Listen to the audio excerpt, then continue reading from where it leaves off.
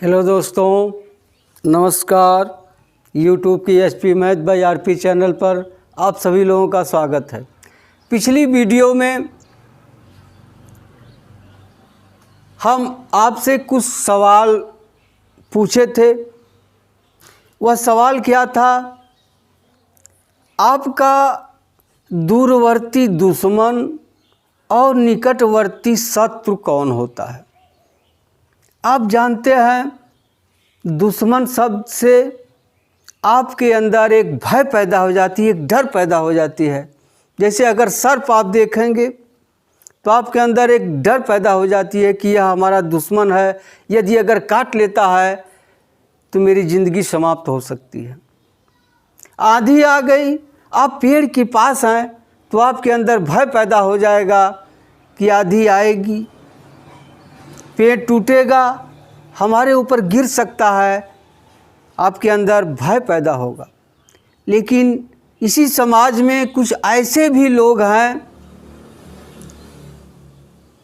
जो आपको ऐसी ऐसी नकारात्मक ऊर्जा से भर देते हैं, मालूम पड़ता है कि हमारे बहुत परम मित्र हैं, लेकिन 4 साल बाद, 5 साल बाद, 10 साल बाद वही बातें आपके लिए ठीक उल्टी होने लगती हैं। जैसे उदाहरण के लिए, यदि आप विद्यार्थी हैं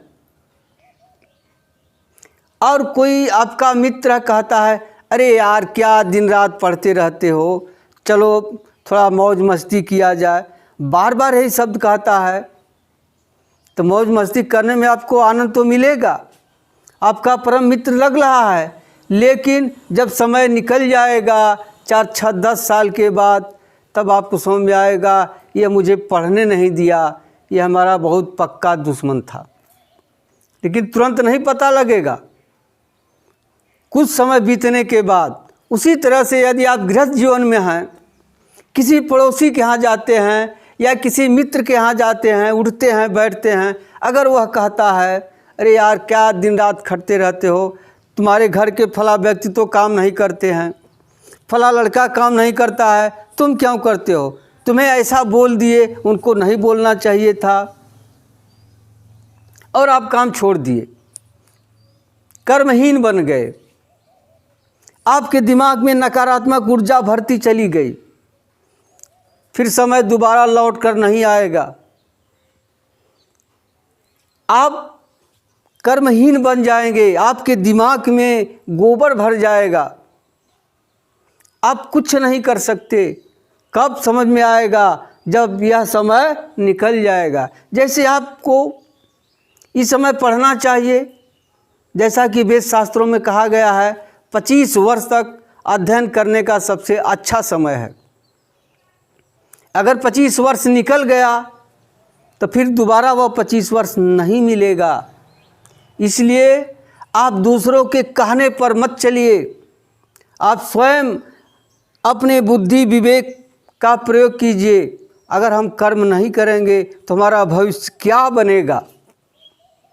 अपने भविष्य को अगर आप बनाना चाहते हैं तो ऐसे लोगों से दूर रहिए जो आपको कर्महीन बनाते हैं, काम चोर बनाते हैं, काम न करने की हिदायत देते हैं, परिवार में दूरी बढ़ाने का कार्य करते हैं। यदि आप अपने परिवार के सदस्यों से दूरी बना रहे हैं तो आप स्वयं अपने ज़िंदगी के दुश्मन बन रहे हैं, कोई दूसरा नहीं है, आप स्वयं अपने ज़िंदगी के दुश्मन बन रहे हैं, क्योंकि समय फिर दोबारा मिलने वाला नहीं है। इसलिए आप सभी लोगों से विनम्र निवेदन है कि आप जितना अधिक से अधिक काम हो आप करिए, चाहे पढ़ने का काम हो, चाहे खेती गृहस्थी का काम हो, चाहे जिस काम में आप लगे हैं उस काम को तन मन और धन से करिए, आपको सफलता अवश्य मिलेगी। केवल सोचने से नहीं, क्योंकि मिठाई मिठाई कहने से मुंह मीठा नहीं होता, जब तक कि मिठाई आपके मुंह में प्रवेश न करे। इस तरह से आप सभी लोगों से बार बार निवेदन है कि आप लोग स्वावलंबी बनिए, अधिक से अधिक कर्म कीजिए, क्योंकि आप जानते हैं सोना सोना ही रह जाता है जब तक कि वह लाल होकर हथौड़े का सहन नहीं करता है, तब तक वह आभूषण नहीं बनता है।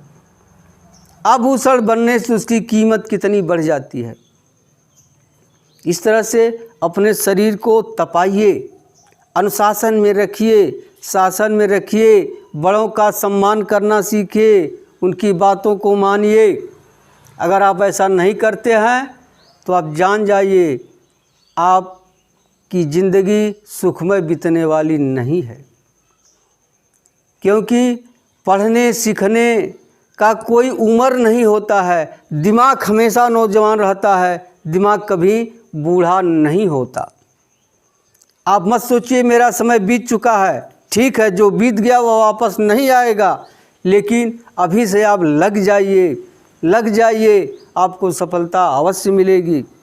हाँ, कुछ विद्यार्थी हैं जो कमज़ोर हैं, जिनको कुछ पढ़ते हैं आता ही नहीं है, उनके लिए थोड़ा सा उपाय बता रहा हूँ। सुबह सुबह जब सोकर उठते हैं, हाथ मुँह धो करके 5 तुलसी दल यानी पत्ती, 1 मरीच, 1 लौंग आप कम से कम 6 महीने तक खाइए। देखिए आपके दिमाग में परिवर्तन होता है या नहीं होता है। इसमें बहुत पैसा लगने वाला नहीं है, आप करके देखिए।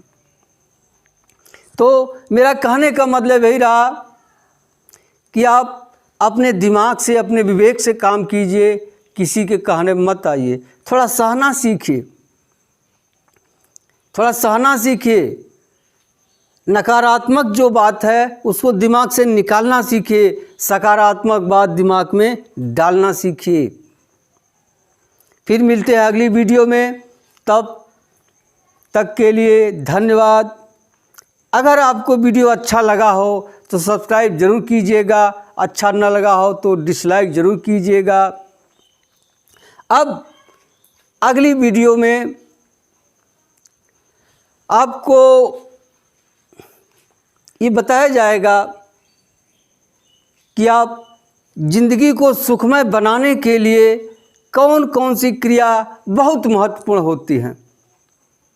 यदि आप इसका उत्तर देना चाहें तो आप कमेंट बॉक्स में लिख भेजिए। चलिए मिलते हैं अगली वीडियो में, तब तक के लिए जय हिंद, जय भारत।